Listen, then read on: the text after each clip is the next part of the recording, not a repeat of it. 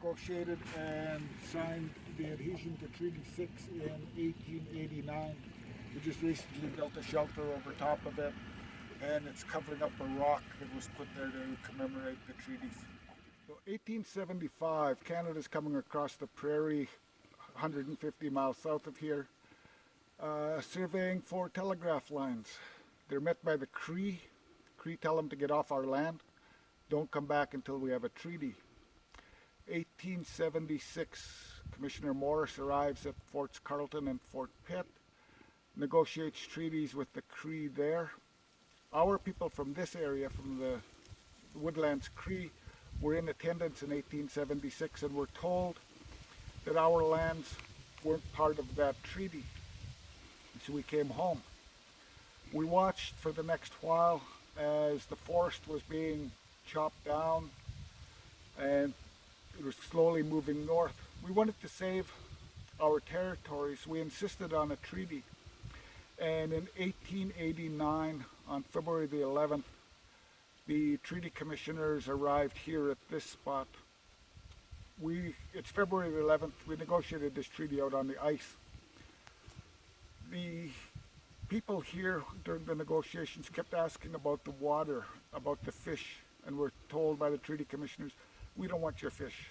We asked about the beaver and the muskrats and things in the water, and we're told we don't want your beaver and your muskrats. We're just the land.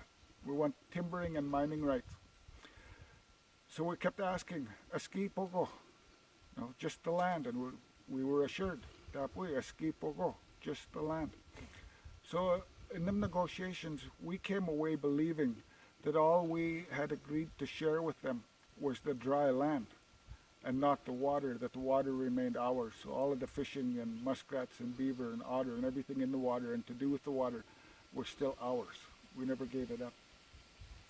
There's a rock here that was placed here about the time of the treaty negotiations just to commemorate the spot.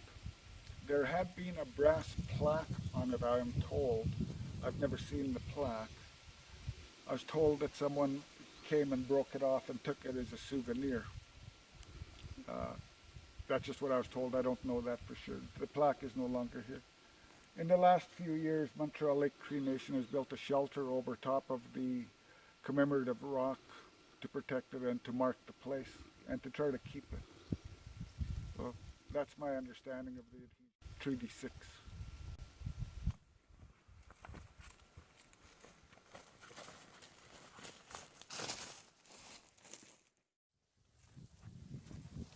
My name's Harold Johnson and I live just a few hundred meters over here. I've been living here for about 14 years. I grew up in this area and my grandfather actually homesteaded here back in the 1930s after the Indians were kicked out of Prince Albert National Park. His family moved here. So my mother grew up in this area. What I know about this graveyard, the first person apparently who was buried here, one of the adult graves, was a woman who had died at East Trout Lake, which is about 15 miles east of here. They were taking her to Montreal Lake for burial, and when they arrived here, they had to cross the lake still to get to Montreal Lake, and the ice was bad, and they couldn't make it, and they couldn't keep the body anymore, and they buried her right here. So that was the first grave. Then there was an old man who was also buried here. He's buried beside her there. Those are the two adult graves. And then there's several children's graves in here throughout. And my understanding of those children's graves is there was a Anglican church over in the community when there used to be a community here. And the Anglican church had a cemetery. And if you weren't baptized, you couldn't be buried in that cemetery. So children who died between birth and baptism couldn't be buried there. My mother told me that I have a sister in here, and I'm not sure which grave it is, but I have a sister in here, and she'd named her Karen. And Karen was between my brothers Richard and Clarence. And because she only lived 4 days and hadn't been baptized, they buried her here in this graveyard. So that's my understanding of how this graveyard came to be and what these graves are.